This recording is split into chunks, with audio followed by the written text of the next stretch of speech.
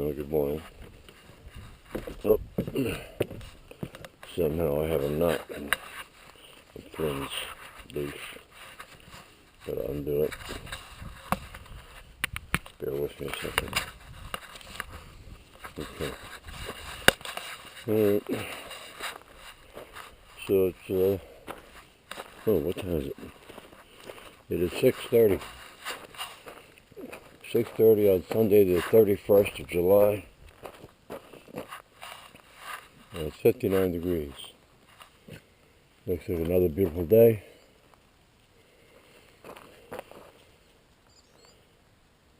I don't see a leaf moving on the trees in the distance. We'll see when we get to the top of the driveway whether the flag has got any movement. Oh boy.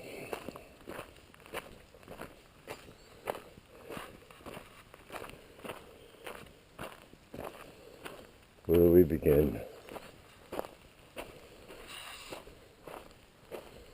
Well,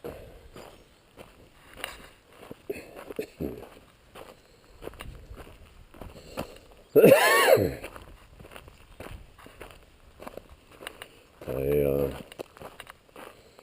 had a couple of bags of apple branch chippings.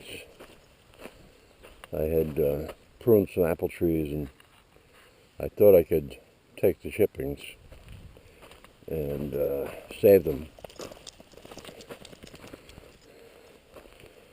and use them for applewood smoking. But they were sitting inside plastic bags in the barn,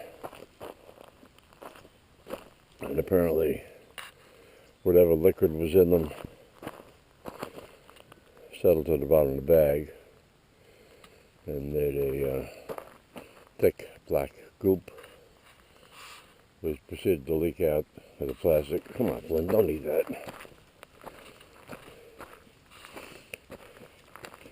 So I emptied those bags out where I needed to have some chippings to fill holes and stuff. But I noticed Flynn's chewing on grass this morning, which is why we're late. I thought he was going to throw up at 3 o'clock in the morning. He jumped up on the front paws on my side of the bed. And he's making it sound like he's going to throw up. But he didn't.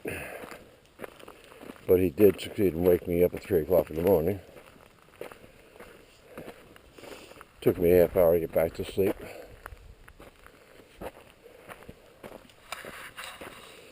So that's why I slept in. He finally got me out of bed at 6 o'clock.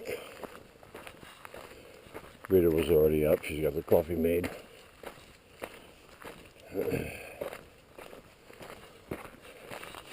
And because it's so late, I can't see because the sun's directly coming down the driveway. So if there's a moose standing there, I wouldn't know it.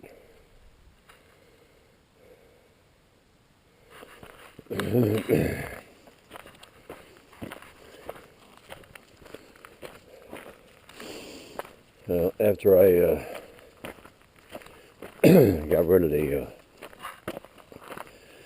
the apple branch chippings, I went to close up my toolbox, which is on my workbench, and I noticed I had some black rubber gas line. And I know my brother Tom needed some for his Harley. So I jumped on the ATV, ran over to his place. And I got there to find he had already found some gas line. He had his Harley up on the jack stand. He's got a hydraulic jack to jack up his Harley. And he was in the process of installing the gas line, so I left him to whatever he was doing. He did not need my help. But he did mention that there's a hose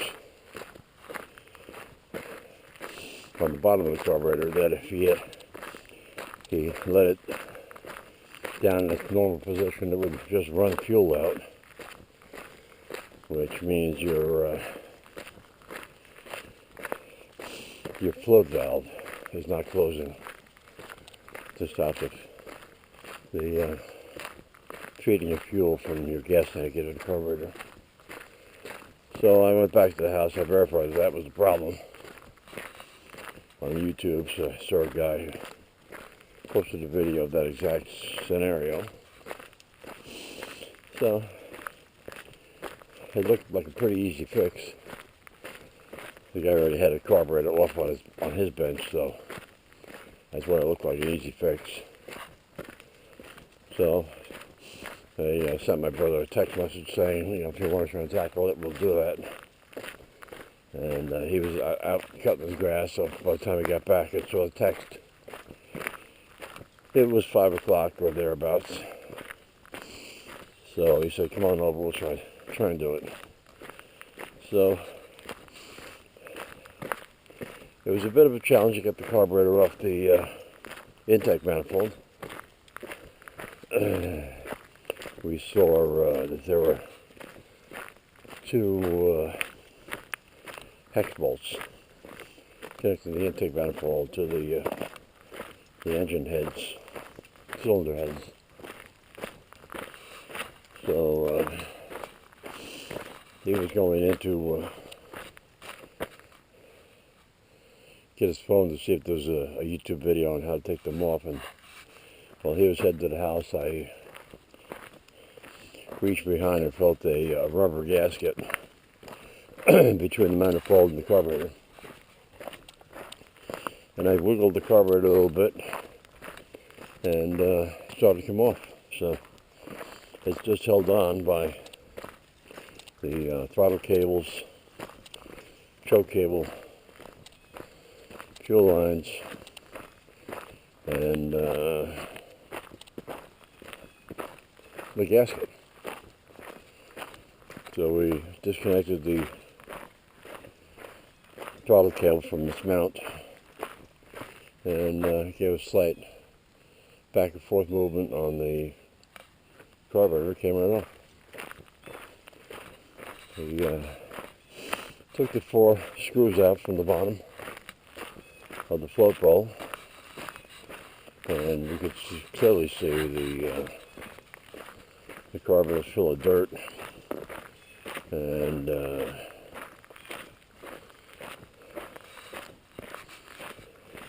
float valve, the needle float valve was stuck. Got the float disconnected from the float valve, and actually couldn't move the needle valve.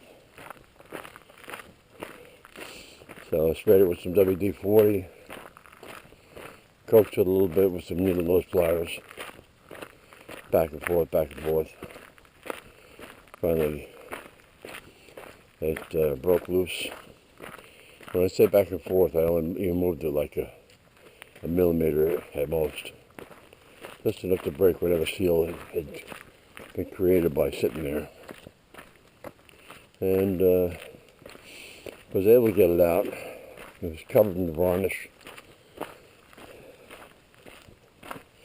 The sides where the valve goes in were covered in varnish. So we tried cleaning it up, but after everything we did to try to clean it up, the valve would just stick as you try to put it back in. Flynn, good boy, come. So he looked online to see somebody selling a new carburetor for the Harley. I think it's 40 millimeter. Could be wrong. For like $60 delivered.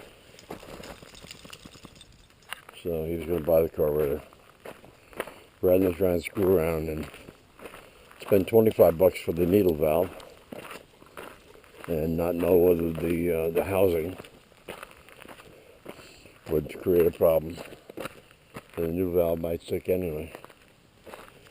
So the listing on eBay claims that it's new and it doesn't need adjustment, which I find hard to believe. You know, you bolt it up and you're ready to go. That's what he says. I haven't seen any carburetors where you just, well, I can't say that. I replaced Antonio's carburetor and that didn't need any adjustment. But that was a, 4 horsepower, 5 horsepower generator motor.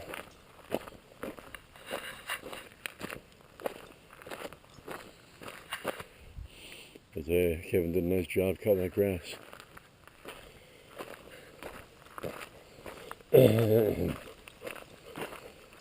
So we Tom wanted to just dump the parts into a plastic container, but I wanted to try reassembling the carburetor to see if I could get all the pieces back the way they were. So I put the needle valve in. Well, I connected the needle valve to the float. Put that back in, put the pin that retains the float, and lined up the accelerator pump.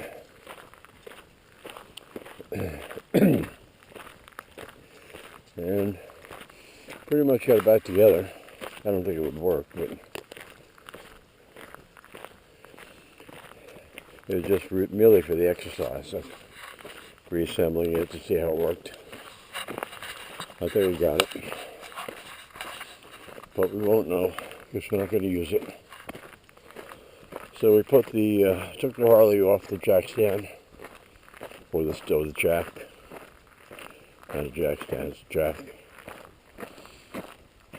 and put it back on the side of the barn. He calls it a workshop Quonset. It's a Quonset hut.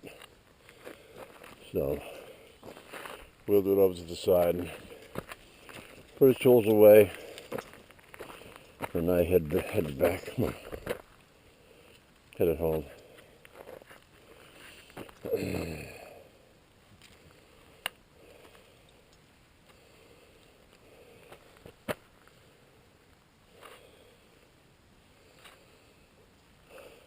Come on. And I get home, and Rita had prepared some pierogies and kibasi, so we had kibasi and pierogies for dinner, some homemade rye bread, and of course I overate. This is one of my favorite meals.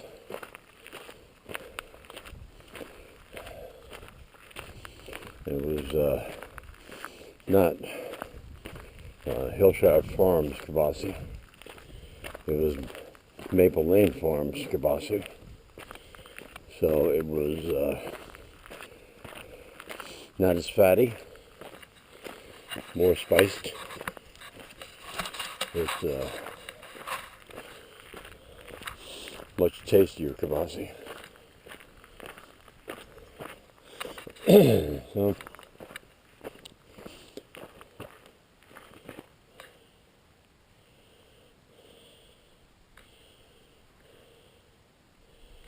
that was that. I hit the sack early, like 8:45. Didn't feel like watching TV.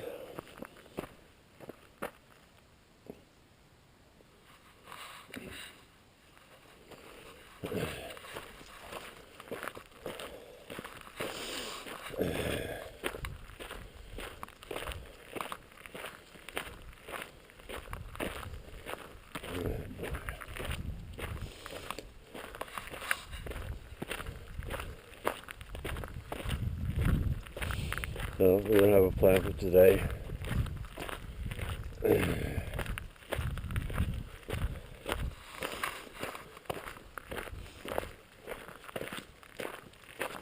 brother's got all his grass cut, so he shouldn't have to cut any grass.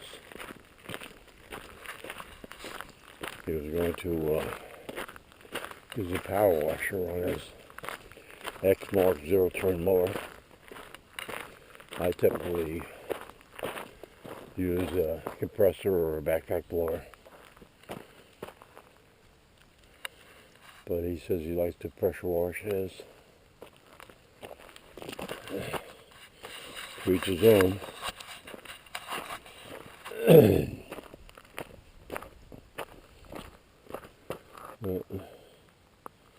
There is a breeze.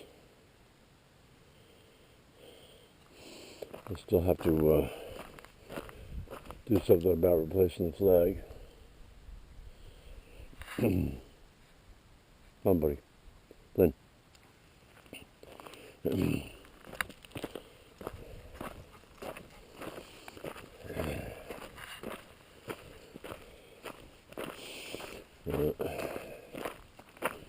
Let's see what Rita wants to do. I'm thinking about just pulling the tractor out and spreading some more of the gravel.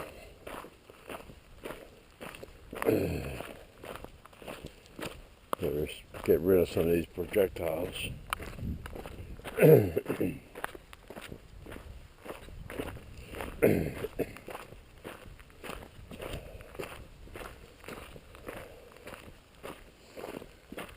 Oh. Oh.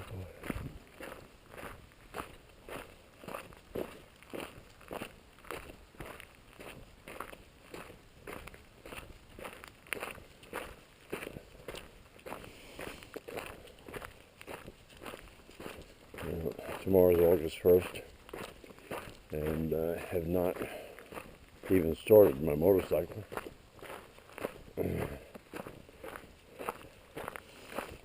So, at best is what? 6 weeks riding season left with the motorcycle. 2 months until the Snowmobile Club has its monthly meetings.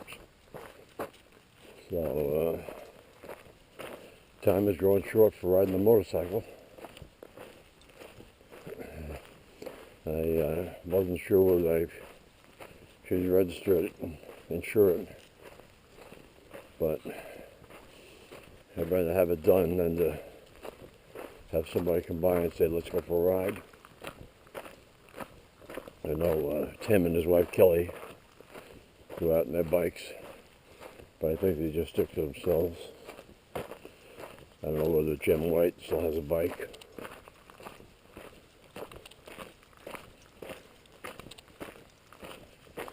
But that's it. Last day of July.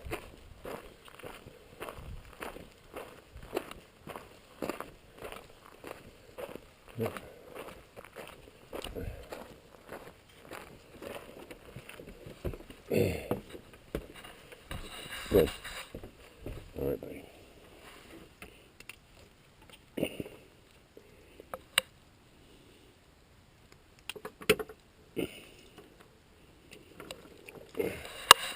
Good. Good. In the house. Okay. Thanks for watching.